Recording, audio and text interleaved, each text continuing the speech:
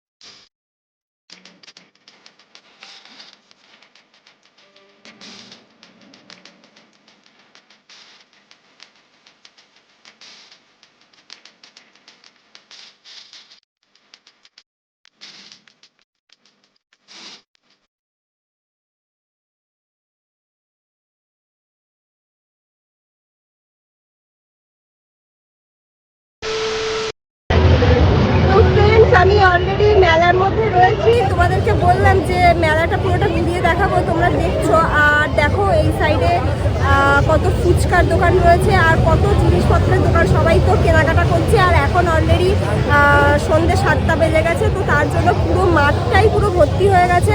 আর এত লোক, এত লোক, দেখো চারপাশটা কত লোক, মানে জাস্ট দারুণ লাগছে।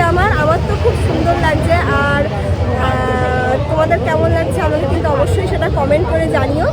তো দেখো এইদিকে কত লোক, ওইদিকে অনেক দোকানপাট বসেছে, আর আমার পিছন দিকেও অনেক দোকানপাট বসেছে, অনেক দোকানপাট। তো আমি তো মেলাটা খুব এনজয় করছি। তোমরা রথের মেলা কেমন এনজয় করছো আমাকে সেটা কমেন্ট করে জানিও। কেমন লাগছে তোমাদের সেটা আমাকে বলো। তো তোমরা আমার ভিডিও ভিডিওটা এইভাবেই দেখতে থাকো আর আমার সাথে এইভাবেই জুড়ে থাকো। তো ফ্রেন্ডস, আমরা নাগরদোলার একদম মানে একদম পাশেই দাঁড়িয়ে আছি। আর আমাদের সাথে কারা কারা এসছে দেখো, এই যে হাই করে দাও সবাই, হাই করে দাও।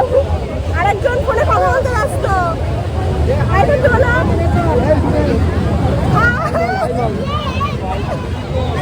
তো সবাই মিলে আজকে রাতের বেলায় এসছি, রাতের বেলা ঘুরছি, আনন্দ করছি। তোমরাও দেখতে থাকো, সাথে থাকো। আর এখন একটু এই সাইডের দিকে যাবো, তো চলো তোমাদেরকে দেখাই।